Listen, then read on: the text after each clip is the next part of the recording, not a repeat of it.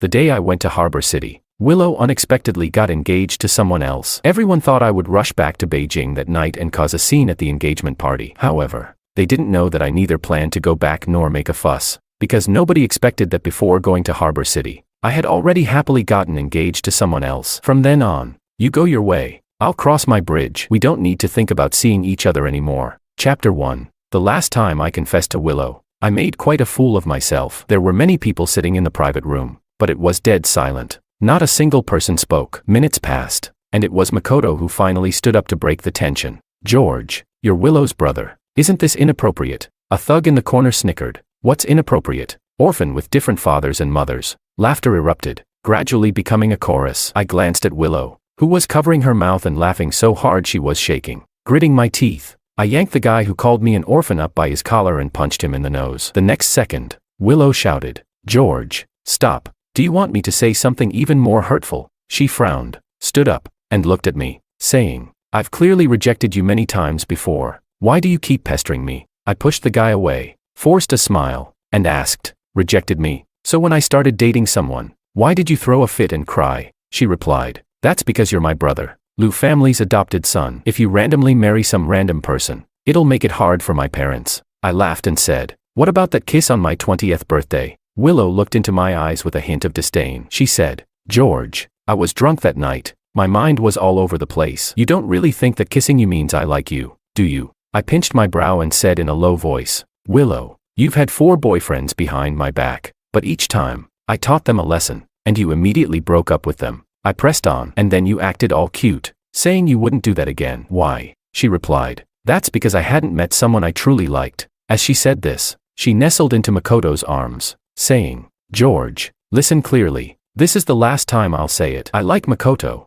and I'm marrying him. Your previous tactics won't work this time, she added. Makoto looked smug and affectionately gazed at her, saying, Willow. Without hesitation, she stood on her tiptoes and pressed her lips to his. Makoto held the back of her head, responding more passionately. They kissed passionately, oblivious to everyone around them. At that moment, I recalled that kiss from my 20th birthday. It was just as intense and lingering, leading me to dream for 4 years without waking up, blindly believing that she liked me. Chapter 2. Willow moved out of the Liu family's old house and started living with Makoto. On the day she moved out, I was busy with my graduation defense at school. Choosing such a day was probably to prevent me from causing trouble for Makoto. However, this time, I didn't feel the rage I usually did. After a brief moment of displeasure, I quickly shook my head and put it all behind me. That evening, I had a graduation dinner with some close classmates. Yet, even though I didn't go looking for him, he came looking for me. On my way to the restroom, I ran into Makoto. He said to me, George, Willow is here too. Are you going to see her? I shook my head. I'm with my classmates,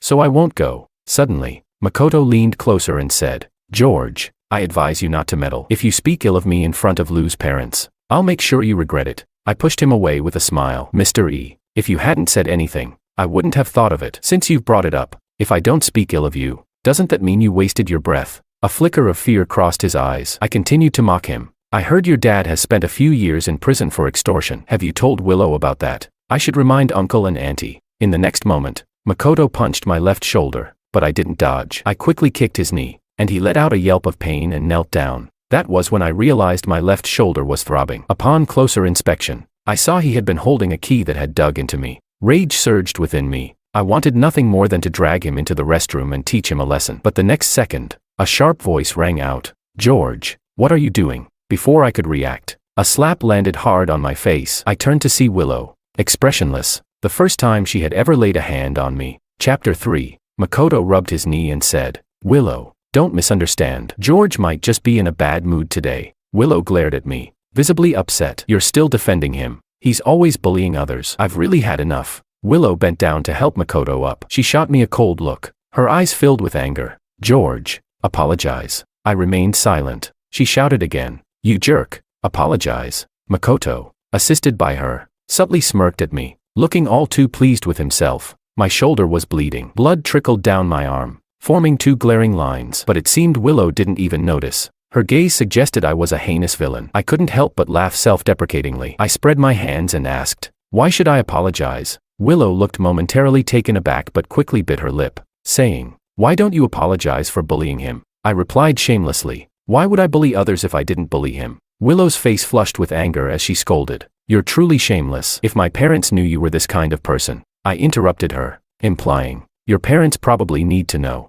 Makoto looked at me and quickly tried to soothe Willow. Let it go. Willow. How can I let it go? Willow instantly felt a surge of sympathy for him. She said, George, I've told you before, Makoto is different from others. No matter how you bully him, I won't break up with him. It'll only make me love him more and hate you more. With that, she helped Makoto turn and leave. I stood there, contemplating for a long while. The pain in my shoulder was sharp, but my heart felt oddly empty and light. I realized, at that moment, that all those so-called obsessions had turned to dust, completely vanished. They could do as they wished. It was none of my concern. Chapter 4. That night, Makoto posted 3 updates on his WeChat moments, all of which were screenshot and sent to me by some people in our circle with ulterior motives, especially Willow's reply, which was particularly highlighted. I knew they secretly wanted to see me humiliated. In the past, I might have let their interactions provoke me and sought out those thugs for a beating. Then she would immediately break up with them and come to me, saying she wouldn't act like that again, giving me the false impression that she actually cared about me. But this time, I ignored it. Instead, I dialed a number from 7 days ago.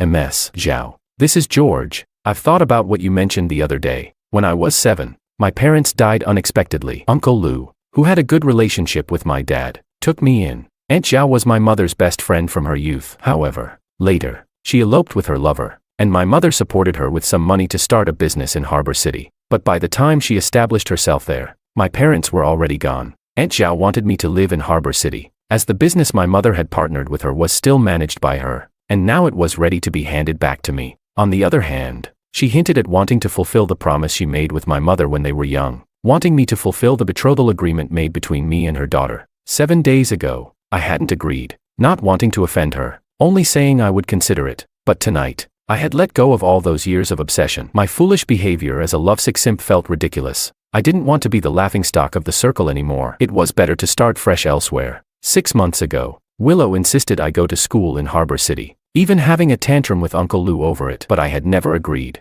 Now, I felt it was a great opportunity. Perhaps it was fate's arrangement after all. On the other end of the line, Aunt Zhao was laughing joyfully, saying, George, your sister Anna is waiting for your approval. She can't wait to fly to Beijing to pick you up herself. I held the phone, feeling inexplicably shy. Even though I had promised to move to Harbor City, the next moment felt like my life was already being arranged for me. Yet, it didn't seem so bad. The sounds of laughter in my ears made me feel dazed. After 15 years of living together and 7 years of liking someone, it turned out that letting go completely only took a mere 7 days. Chapter 5. The day Willow and Makoto got engaged was deliberately chosen to coincide with my arrival in Harbor City. As a result, not many people came to see me off. When I got off the plane, I opened my phone and was flooded with messages, many of which were about Willow and Makoto's engagement. I chuckled and deleted those contacts, blocking them all. Before coming to Harbor City, I met with Anna. I didn't want any complications or to draw attention to ourselves. Anna agreed with my intentions.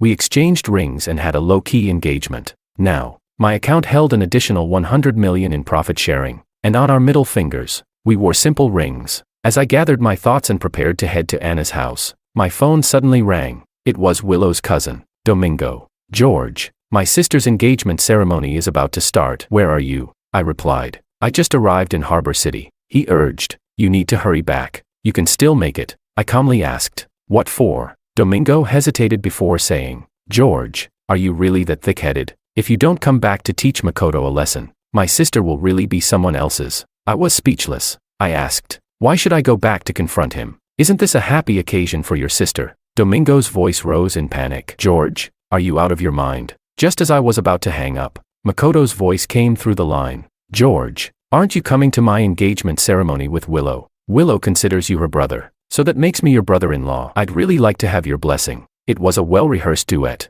but it didn't mean much to me. I looked at Anna in the distance. She was leaning against the car, graceful and gentle. My heart felt completely at ease. I said, all right then. I wish you both a long and happy life together. Chapter 6. Willow wore a beautiful silk satin gown. Her hair was styled in a lovely braid, and her makeup was light. At that moment, she was enjoying matcha cake with a few close friends in the garden. However, every so often, she would glance over at Domingo and the others nearby. She knew they were likely informing George of her whereabouts. Just like countless times before, whenever there was a male presence around her, those people would immediately tell George. then George would come running to cause trouble, even to the point of getting into a fight. She despised George's possessiveness and hated how men would fight over her, feeling as if they were objectifying her. But deep down, she understood that this very behavior allowed her to easily dismiss those men. This time, she figured George would likely come looking for trouble as well. That's why she had chosen the day I arrived in Harbor City for her engagement. Unfortunately, the auspicious time for the ceremony was set for 6 in the evening. Willow was feeling rather unhappy about that.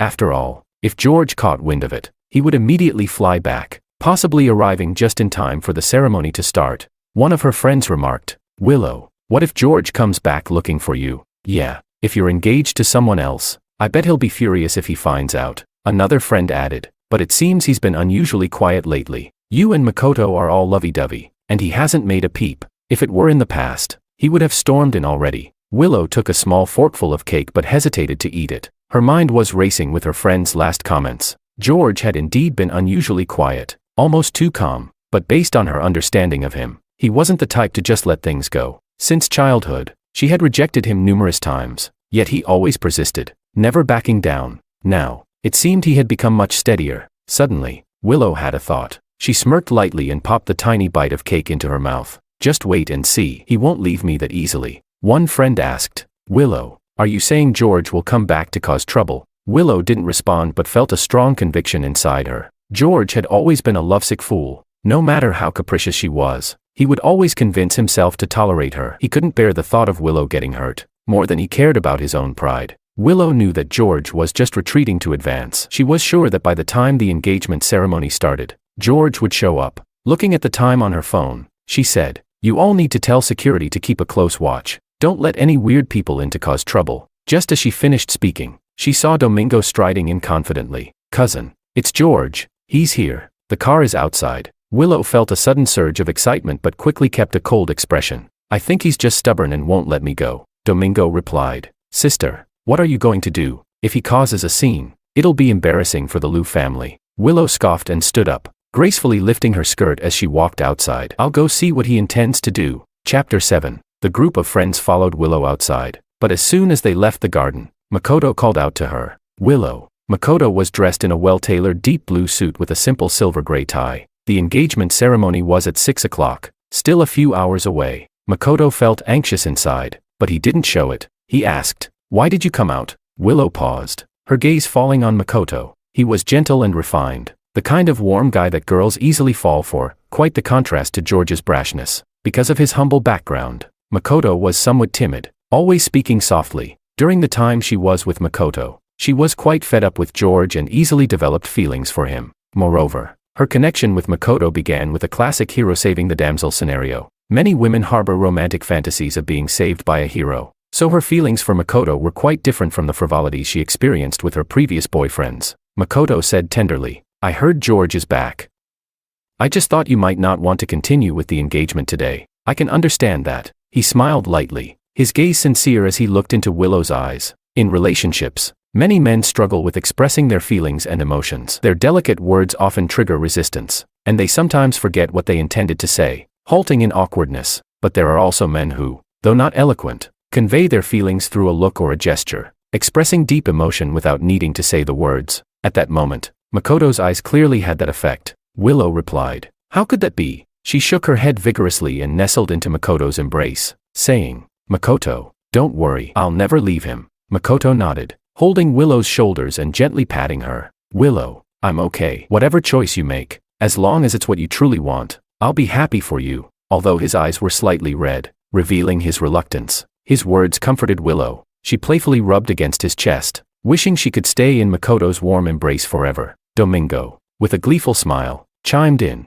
"How could that be, Cheng? My sister doesn't like George at all. He's arrogant and aggressive. My sister is sick of him. How could she possibly want to go back to him?" Domingo also held a strong dislike for George. His reasons were rooted in a personal logic. He always saw himself as the sole heir of the Liu family, despite his uncle and aunt running the Liu group and Willow being their only daughter. Deep down, he fantasized that if George hadn't been adopted, he, as the only male descendant, would eventually inherit the family business. This fantasy floated lightly in his mind, lacking substance but not quite shameless. Perhaps if he reflected on it, he could differentiate between illusion and reality. Yet, this deep-rooted fantasy intensified his emotions. making him irrationally resentful towards George. Over the years, he took great pleasure in seeing George humiliated. Now that George had been sent to Harbor City, hardly anyone had come to see him off. In fact, his belongings had been packed and sent ahead 2 weeks prior, as if the family was eager to get rid of him. Domingo felt quite satisfied at the moment. As long as it wasn't George, he would support whoever became his brother-in-law. Chapter 8. Willow suddenly looked at Domingo with confusion. "Aren't you usually on good terms with George?" Domingo sneered. "How could I be on good terms with him? I despise George more than anyone." Now that the dust had settled, he felt no need to pretend. He had once feigned brotherhood with George, but now that he didn't have to, he felt refreshingly free. Thus, he didn't notice the unusual expression on Willow's face. Still talking to himself, he said, "Sister, why don't you stay with your fiancé? I'll go deal with George. Don't worry, I'll make sure he gets humiliated." Willow asked, "What do you want to do?" He replied, "I'll find some bodyguards to beat him up and throw him out the door if he dares to crash someone else's engagement. His parents have no face to show." Willow suddenly raised her hand. The sharp sound of a slap echoed, leaving everyone stunned, especially Makoto. He furrowed his brows. Sensing trouble, he saw Willow's eyes welling up with tears. Domingo glared, shouting, "Sister, what does this mean?" Willow said calmly, "George is still my nominal brother." Her face was pale with unspoken emotion. "You call him brother but secretly think of humiliating him. You really disgust me." Domingo, gritting his teeth, retorted, "What do you mean I disgust you? What are you acting for? You clearly hate him the most. Everyone can see through your thoughts. Why are you suddenly playing the saint?" Willow stood there, silent for a long time. Did she really hate George as much as they said? Yet, when George first came to the Liu family, they had the best relationship. She would obediently follow her brother, sharing her favorite candies with him. She would cling to him for stories, telling everyone he was her favorite. When she fell and got hurt, it was George who comforted her and carried her home. When she was bullied at school, George was the first to rush to her aid. Even the first time she got her period, it was he who bought her sanitary pads. George had always cared for her, and she used to depend on him so much. She had liked being close to George from the very beginning. When did that change? Willow felt a sudden confusion within. Makoto's sigh snapped her back to reality. That's right. It must have been George who changed first. He became more arrogant as he grew up, coddled by the Liu family, with an increasingly overbearing nature. He had strong possessiveness and dominance, forbidding her from dating other men and often flying into a rage. That's why she grew to hate him more and more, distancing herself from him. It had to be that way. So she wanted the Liu family to send him away, to put him as far from her as possible, to Harbor City. She only wanted George to respect her and understand her need for freedom. Once he realized that, she would naturally seek him out. With so many years of connection between them, how could she really bear to be so far apart? Chapter 9. But now it seemed that George was still stubborn. On such a joyous day, he continued to ruin her happiness. He was truly despicable. As soon as he arrived, he turned the Liu family into chaos and sowed discord between the siblings. It was easy to understand this mentality. It was far easier to blame others than to admit one's own mistakes. Instead of reflecting on his actions, it was safer for him to stick to his established path. Willow had clearly given George hints more than once, even sabotaging his relationships, but at this moment, she was blaming him for not allowing her to date others, completely forgetting her own actions. She had slapped her own brother, yet blamed George for the turmoil in the Liu family. By ignoring and forgetting her own detrimental behaviors, she created a causal chain that made her feel utterly justified, as if she were always on the right path. Willow thought she had figured it all out, yet tears flowed uncontrollably. She felt a sense of unease but instinctively blamed George, tightly clutching Makoto as she choked out, "I'm sorry, Makoto. I've been blaming George on such a good day. I have to make it clear to him. I won't let him ruin our engagement." Makoto wiped Willow's tears and let go, standing quietly as he watched her retreating figure. He was troubled. Domingo's earlier questioning made a lot of sense. Everyone knew that Willow hated George the most, but because of just a few of Domingo's words, she had slapped her own cousin. Did she really hate George? Or perhaps, deep down, she saw George as different from anyone else. Chapter 10. When Willow reached the entrance, she did not see George. However, his Honda Accord was parked quietly nearby. Standing next to the car was his best friend, David. Willow's steps halted abruptly, her heart feeling as if it had dropped. At that moment, she remembered that George had given this car to David before leaving Beijing. As David approached her, he held out a red envelope. His expression was neutral as he straightforwardly said, "George asked me to give you and Makoto this red envelope." Willow didn't reach out to take it. David frowned. "There's also something else." "What is it?" "George left in a hurry and hasn't had the chance to see you." He called you a few times, but you didn't answer, so he hasn't been able to get it back from you. Remember that antique jade bracelet he gave you for your birthday? That was a token from his father to his mother. David smirked slightly, saying, George said this bracelet is meant for his future wife. Now that it's with you, it feels quite inappropriate. Miss Lu, could you give me the bracelet? I'll bring it to George when I visit him in Harbor City. Willow suddenly looked down, her gaze falling on the jade bracelet on her wrist. That morning, she had inexplicably chosen to wear it while getting ready, even though it didn't quite match her dress, but she hadn't changed it. Now, looking at the bracelet, it felt glaring, meant for a future wife. The thought of George possibly marrying another girl, someone who would share a bed with him, stirred discomfort in her heart. George liked her so much. How could he marry someone else? Now, instead of coming himself, he sent David to demand the bracelet. It was nothing but a ploy to manipulate her. How infuriating. Indeed, Willow was disturbed by his actions. Chapter 11. Seeing that she hadn't replied for a while, David called out, Miss Lu. Willow lifted her head and said dismissively, You tell George, there's no way to take back a gift once it's given. Of course, if he insists, then let him come and ask me himself. After saying this, Willow turned to leave. David stopped her, gritting his teeth. Miss Lu, wait a moment. I'll have George speak to you personally. He thought to himself, what a joke. George was getting married. How could such a meaningful jade bracelet stay with another woman?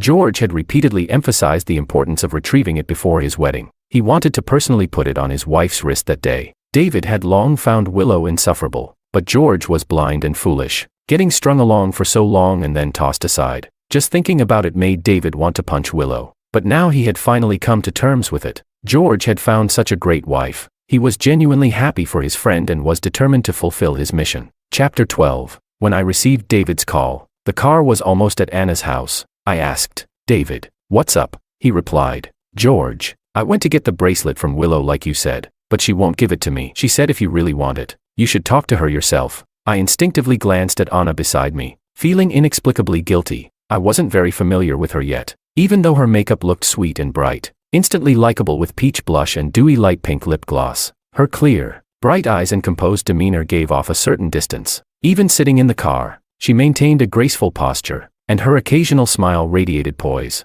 That natural air of a rich girl made me feel a bit uneasy. Before I could speak to David, Willow's voice came through on the line. George, do you want the bracelet, or are you just trying to make me look bad? I was momentarily stunned and let out a laugh in frustration. She continued, if you're trying to disrupt my engagement with Makoto, then I suggest you don't waste your effort. If you want the bracelet back, then you should take it back just like you gave it to me. After all, something so valuable, I won't just hand it back through someone else. I took a deep breath, trying to keep my tone calm. David is my best friend. You can just give it to him. I'll bear all the consequences myself. Willow sneered. George, how much clearer can I be? You should take it back the same way you gave it to me. Then she hung up. I felt a surge of anger. How did I give her that bracelet?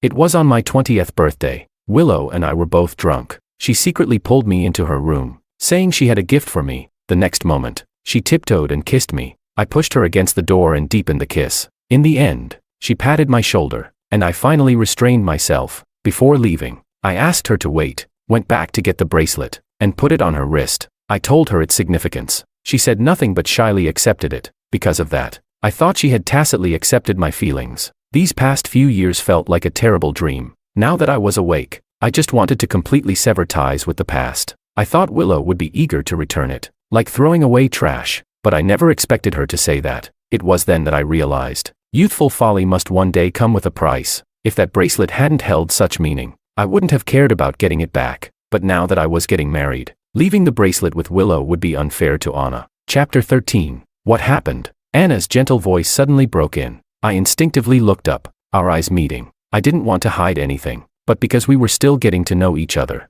I found it hard to speak. I ultimately shook my head and said, nothing. I calculated that, at worst, I could ask Uncle Lou for help. If that didn't work, I wouldn't mind taking some firm measures. I just had to get it back. With that determination, I gradually relaxed. Really nothing. Just a small matter with Uncle Lou's family. I put on a light-hearted expression and smiled at Anna. I'll handle it. Anna didn't press further. She just nodded lightly and said, George, I trust you, but I'm your future wife. So if you encounter difficulties, you must tell me. I'll share the burden with you. Hearing future wife made my neck heat up. I was already engaged. In half a month, Anna would be my wife. Bittersweet feelings swirled inside me. but amidst it all, I felt a glimmer of hope. I smiled at her and gently nodded. The car arrived at Anna's house. I got out first and then turned to help her. I noticed the engagement ring on her finger. Since she put it on that day, she hadn't taken it off. As I helped her out of the car, she didn't let go of my hand. Instead, she squeezed it tightly. At first,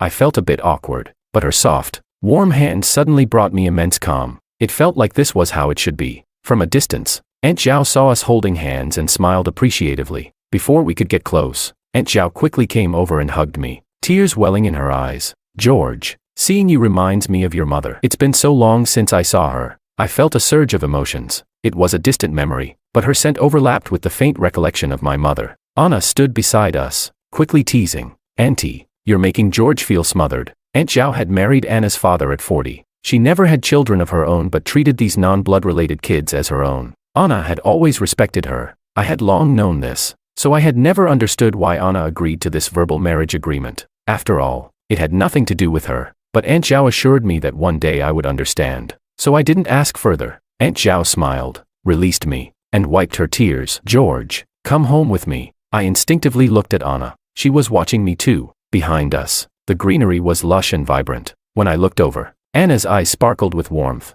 She reached out her hand to me. "George, let's go home." Chapter 14. With 20 minutes to go until 6 o'clock, Makoto had finished his pre-ceremony preparations, but Willow had yet to come out of the makeup room upstairs. After a moment of hesitation, Makoto walked over. The makeup room door was unlocked. Faint voices drifted out. A woman's voice said, "Willow, is George really not coming back?" Another replied, "If he was going to, he would have by now. Even a rocket couldn't get him here on time." The first voice continued, "Willow, I've actually been wanting to ask you for a long time. Do you really have no feelings for George at all? You grew up together. He's always taken care of and protected you. He's always had eyes only for you." Makoto paused, instinctively furrowing his brow. There was a long silence before Willow's voice finally spoke up. "I have no feelings." "Would you have feelings for a simp?" Willow scoffed in a feigned contempt, but she remembered George was only a few months older than her, always treating her like an older brother, caring for and protecting her, making sure she never got bullied during her school years. She recalled the night of George's birthday when she had kissed him, believing it must have been the alcohol that made her dizzy. She had also accepted the bracelet he gave her. The first voice chimed in again. "Such a handsome simp. I definitely have feelings for that." Another voice echoed, "Yeah, several of my friends have their eyes on him. Remember last year's horse racing event?" The first voice replied, "Of course. He wore a black rider's jacket and won the championship. I still remember how he stood on the podium, took off his hat, and smiled confidently. It was so charming." Willow remembered, too. She recalled that day when George, during his speech, said he wanted to dedicate his victory to a special someone in his heart. He had been so happy, showering her with attention, boasting about his medal and pony. He talked so much that when Willow ignored him, he teased her about the beautiful lady presenting the awards. At that moment, Willow had glared at him, and only when he said that he had eyes only for her, that Anna had just caught a glimpse, did she feel relieved. A smile finally tugging at her lips. Both she and George loved horseback riding. George's pony was still being raised at Lou's family ranch. The next moment, Makoto suddenly pushed the door open, interrupting Willow's thoughts. "Willow," he said, wearing a deep blue single-breasted suit, a replica of Lou's original engagement suit. Lou had come from humble beginnings, and the story of him rescuing a beauty to spark a beautiful romance was still fondly recalled by many today. Willow's greatest pride in life was her parents' deep love for each other. Perhaps that was why, when Makoto had saved her, she developed special feelings for him. Now, standing before her, Makoto resembled her father in those old photos, gentle and steady. Willow's heart was once again enveloped by that sense of fate. Many believed in destiny, either as a mere coincidence or as prophesied by the stars. That feeling was so strong that even if emotions were lacking, it could be filled with the thrill brought by destiny. So even though she had never considered taking the step of engagement and marriage with Makoto, today, she suddenly felt it was right to complete this engagement ceremony with him. Makoto smiled at her and reached out his hand. Willow stood up, lifting her skirt to walk over to him. "I was worried because you didn't come downstairs for so long," Makoto said. Willow replied, "It's fine now, let's go." Makoto asked, "Is everything okay with George?" Willow's gaze flickered to the bracelet on her wrist. "George is arrogant and self-righteous. He should just stay in Hong Kong forever. I never want to see him again." Makoto felt a sudden thrill of joy inside him, but he maintained a worried expression. "Isn't that a bit harsh? After all, he's..." Willow interrupted, "It doesn't matter who he is. I just don't want to see him again." Willow gently linked her arm with Makoto's. Makoto said nothing more and led Willow downstairs. It was 6 o'clock. His engagement ceremony was about to begin. From this day forward, Makoto would no longer live a life of poverty. He would no longer have to live in a mixed neighborhood or share a small room with his 2 younger brothers. His family would rise with him. Willow was the only opportunity fate had bestowed upon him to transcend social classes. He would hold onto her tightly and never let her go. Chapter 15. Anna and I set our wedding date for half a month later. Time was tight. Yet, Anna's family had already been preparing for our wedding many years ago. So even though we were busy, things were progressing smoothly. Aunt Zhao told me that Anna had fallen seriously ill when she was young. After she recovered, her father took her to worship a Buddha, saying she must marry in September of her 25th year to ensure a long and healthy life. Anna's family took these beliefs seriously. When Aunt Zhao first mentioned this marriage over the phone, she calculated my birth date. It turned out that Anna and I were a perfect match in terms of destiny. So when I agreed to the engagement, the entire family was overjoyed. I received many precious gifts. The most meaningful one was an antique brooch left by Anna's mother. When Anna handed it to me, I felt guilty. The most appropriate return gift would be the pair of bracelets my father had given my mother, but they were still with Willow. Perhaps seeing my gloomy mood, Anna took me to the garden for a walk. "George, are you unhappy?" she asked. Her eyes filled with concern. My gaze fell on the shiny blue brooch on my chest. Even if I had no knowledge of antiques, I knew it was invaluable. Since childhood, I couldn't stand it when others treated me well. For every bit of kindness shown to me, I felt I had to repay it tenfold, 100-fold. I mentally calculated the gifts I could give to Anna, but every option felt insufficient. I was already feeling guilty, and encountering Anna's gentle gaze ignited a surge of anger within me. Years of obliviousness had turned me into a complete fool. I suddenly laughed, yet tears pricked my eyes amidst the laughter. Anna looked at me, panicked. She hurriedly pulled out a handkerchief from her pocket to wipe the moisture from my eyes. I waved my hand, casually wiping my eyes and replying, "It's not that I'm unhappy. It's just that I suddenly realized how foolish the past was." She paused for a moment and seriously replied, "No, George, no matter what you've been through or what others say about you, I think you're amazing. As long as you take things seriously, you'll succeed in anything." Her sincere praise nearly made me lose myself. I laughed and said, "Anna, you're making me feel embarrassed. Who can withstand such flattery?" She suddenly blushed and whispered, "I've only ever praised you." I asked, "Haven't you ever had a boyfriend?" She answered, "Does kindergarten count?" I was taken aback and asked, "Haven't you dated anyone after growing up?" She looked down and shook her head in silence. I pressed on, "Have you ever liked someone?" Anna hesitated for a few seconds before finally saying, "Yes, but unfortunately, he didn't like me back." A faint understanding began to dawn on me. So that was it. Perhaps Miss Anna had a crush on someone who loved someone else, which led her to agree to this engagement in despair. For some reason, an uncomfortable feeling surged in my heart, but I quickly comforted myself. Maybe it was better this way. At least I wouldn't feel too guilty. When I left that day, Anna had said to me, "George, I hope you can see me as your future wife from the heart. I know you tend to keep many things to yourself, but if you could occasionally share or talk to me about some of them, it would make me very happy." I felt that my heart had indeed begun to open up slightly. I nodded and said, "Anna, I will." I gave Anna a pink diamond ring as a gift. It wasn't particularly expensive, but it was a design I had sketched myself on a whim. This gift felt pure, as I hadn't designed it for Willow. I had simply been thinking of my parents, translating my longing into every line of the pencil strokes. Chapter 16. The wedding preparations were in full swing.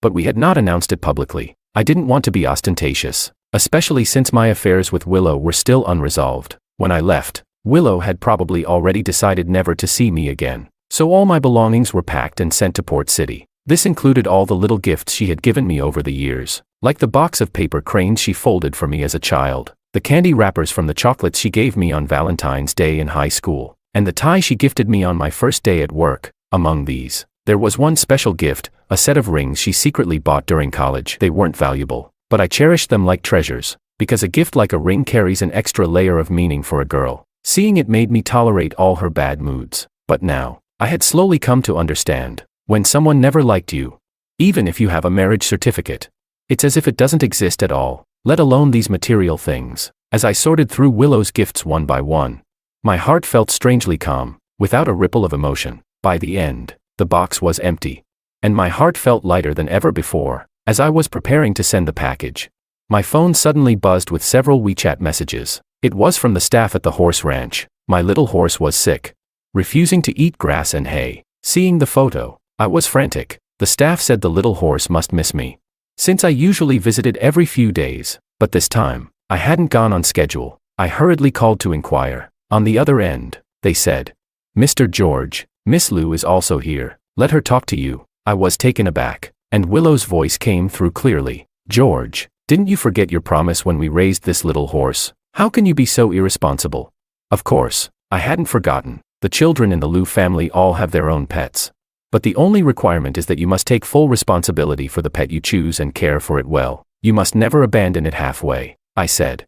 "Isn't it you who asked Uncle Lou to arrange my trip to Port City?" Willow replied.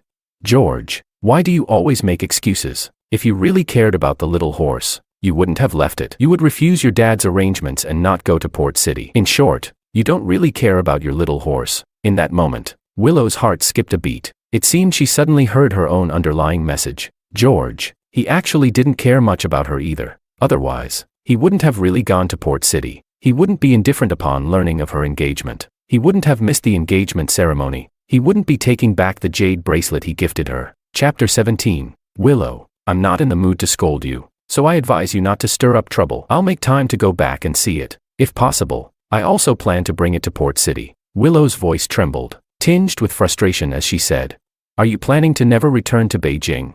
I just smiled and said, "Why not?" Yes, I was going to rebuild my family in Port City, so my focus on life and work would naturally shift here, but there was no need to tell Willow any of this. Willow coldly said, "George, you always have to be so clever with your words. How immature can you be? You better not regret it." "George," I was speechless and asked. "Regret what?" She replied. "I'm engaged to Makoto now." I asked. "What of it?" She said, "The wedding date is being finalized." I responded. "And then?"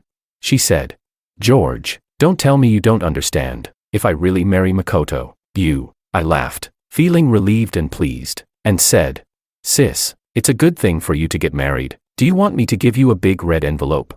On the other end of the line, Willow suddenly fell silent, and I didn't wait for her to say anything else. I just hung up. When we were 16, we had our first crush, and from then on, things spiraled out of control. She wouldn't let me call her sister, and she refused to call me brother. Now, after all these years, we had finally returned to the most appropriate position. I had no interest in hating her or blaming her. After so many years of companionship, giving a red envelope was only right. Chapter 18. I called Uncle Lou. After greeting him and Aunt Lou, I delicately brought up the matter of the bracelet. I said, "Uncle Lou, I was young and foolish a couple of years ago, causing quite a few misunderstandings. Now that I think about it, I always feel regret and shame. Since my sister is engaged now, I think it's best not to cause any unnecessary misunderstandings." Uncle Lou sighed on the phone. He said, "George, I've always liked you and regarded you as my own son. I've actually always wanted you to be our family's son-in-law. Your aunt has been shedding tears talking about you these past few days.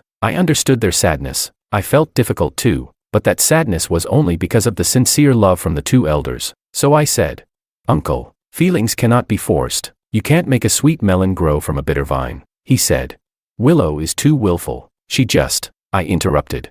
"It's nothing, Uncle. If my sister likes someone, she should marry whoever she wants." He paused for a moment and said, "I will help you get that bracelet back. In a few days, your aunt and I will go to Port City for a wedding. I'll personally give you the bracelet then." I thanked him and hung up the phone. The staff handling the shipping had also arrived. The carefully packed gift box was loaded onto the truck. In a few days, it would be safely delivered to Willow. Soon, Uncle Lou and the others would come to Port City. When the jade bracelet was returned to me, the absurdity of those youthful days would come to a complete end. From then on, Willow and George would have nothing to do with each other. Chapter 19. After Willow got engaged, she started meeting up with her friends more frequently. When she went to the bathroom, she overheard David talking on the phone. David said, "Bro, I'm heading to Port City tomorrow. We agreed you'd have your wife introduce me to a bridesmaid." "What? Your wife found 7 bridesmaids?"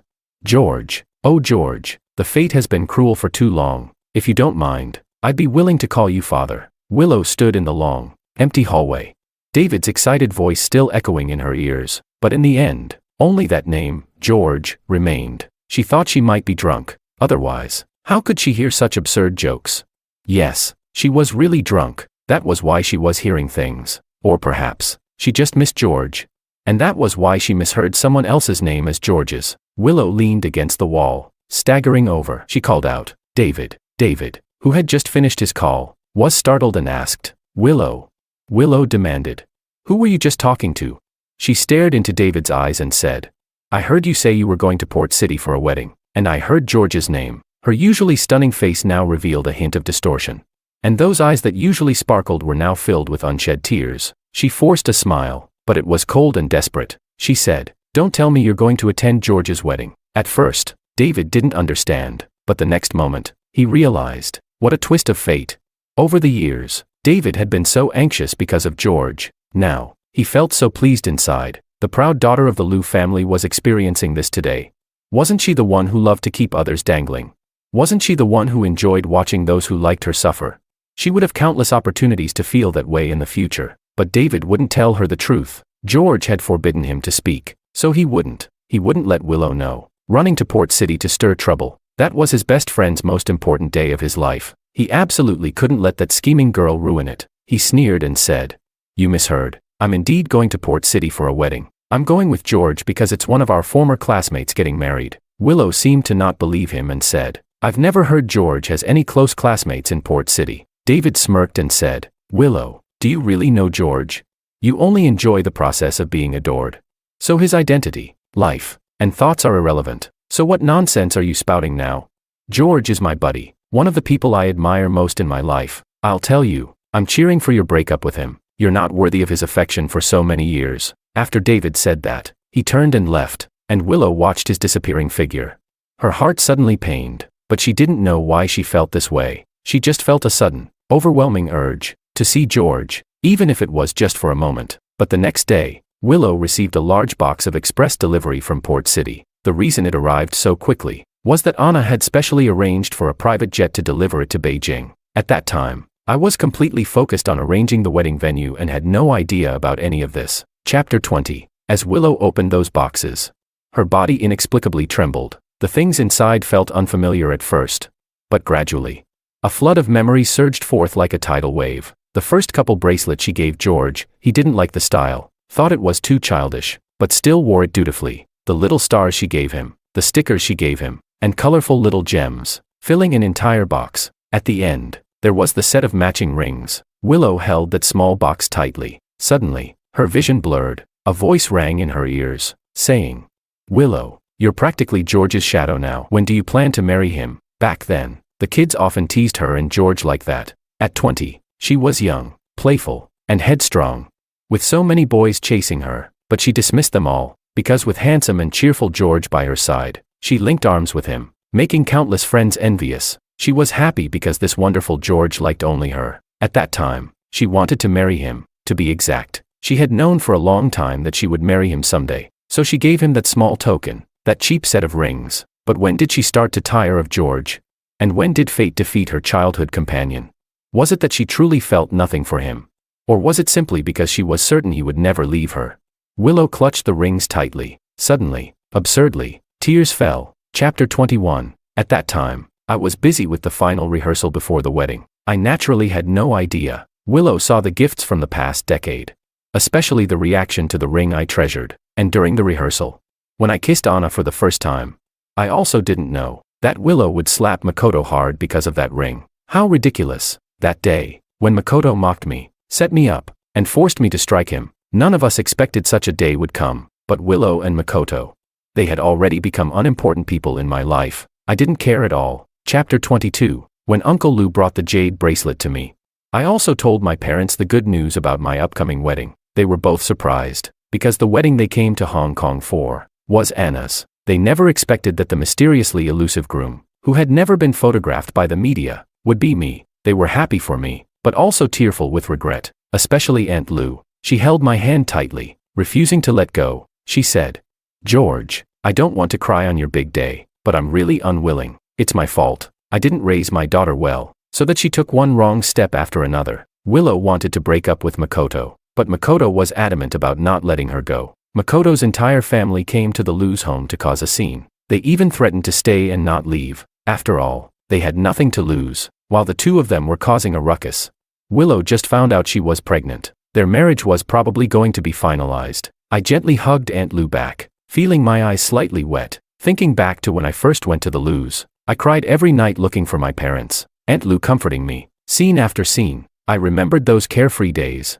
The times they treated me like their own son. I hoarsely said, "Uncle and Aunt, it's not your fault." In the end, she wiped away her tears and said, "Child, it's Willow who isn't blessed. Aunt sees Anna as a very good girl. You will definitely be happy together." Chapter 23. I know that a woman as gentle, caring, and understanding as Anna, even if she doesn't love me, our married life would still be happy and harmonious. But I never expected that happiness would be far more intense than I imagined. When I placed the jade bracelet on Anna's wrist, she showed me a photo. In the photo, I was holding a trophy, smiling confidently toward the audience, and Anna was standing beside me, smiling at me. That year at the horse racing festival, when I won the championship, it was Anna who presented the award and put the medal around my neck, but at that time, my heart and mind were entirely on Willow. I only glanced at her briefly. I only knew that she was an incredibly beautiful woman. Who would have thought there would be such a fate afterward?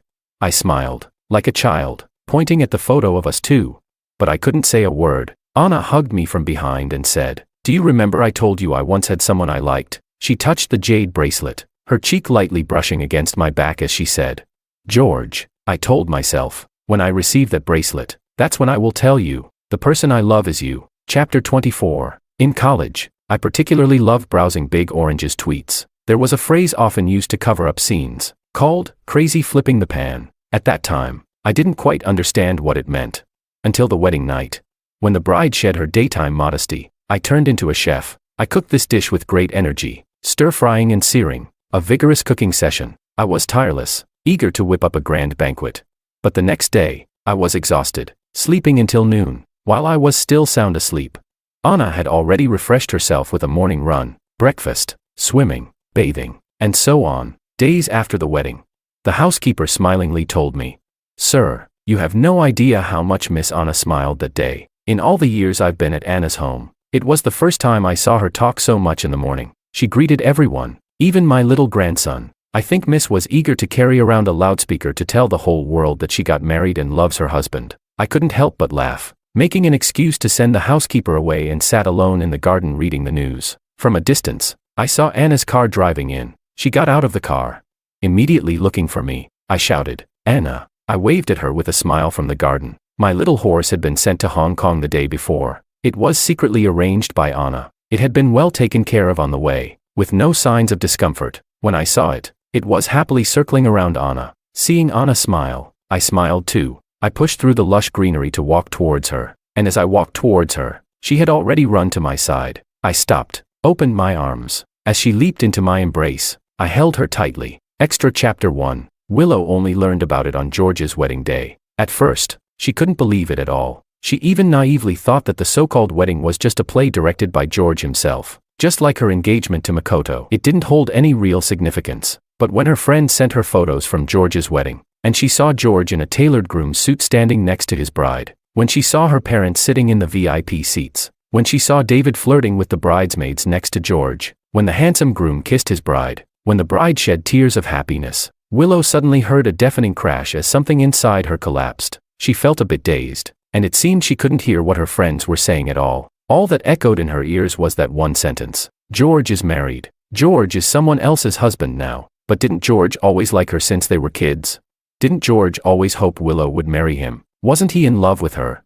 On her 20th birthday, he personally put the most meaningful jade bracelet on her wrist. They had made a promise, and if Willow had no feelings for him at all, how could she have let George chase away one male friend after another? To be fair, she had been using George all along. Back then, she was a playful girl. As a wealthy young lady, she always had many suitors around her. She loved watching those men fight over her. She adored the classic Western novels and fantasized about being a noblewoman, watching her lover duel for her. But she also knew clearly that she was just playing and would never really date any of those men. George said she had 4 boyfriends, but they all broke up after he had a talk with them. But he didn't know that she had never actually dated those boys. After a few flirty days, she had had enough of the game. But how could she, being so noble, play the villain?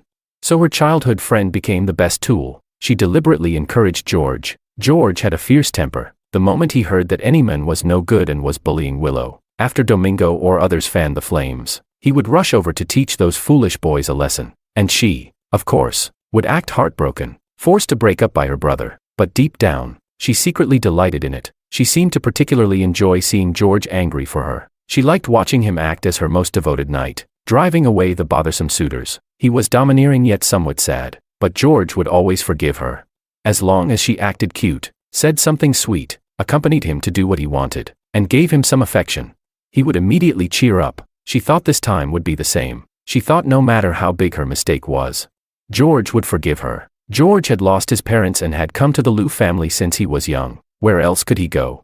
Everyone assumed they would definitely get married in the future, even if Willow was too willful and got engaged to Makoto. But now, George was marrying someone else. He had a wife, someone beside him. Willow could no longer stand by George's side. Extra Chapter 2. On the day George and his wife returned to the capital, Willow had just had a big fight with Makoto. She had moved out of their shared apartment, determined to cut ties with Makoto completely, when a friend sent her a video from the hotel corridor. She suddenly realized that her relationship with Makoto had been calculated from the very beginning. The seemingly gentle and kind man was actually so despicable. She couldn't bear to recall the scenes from that day.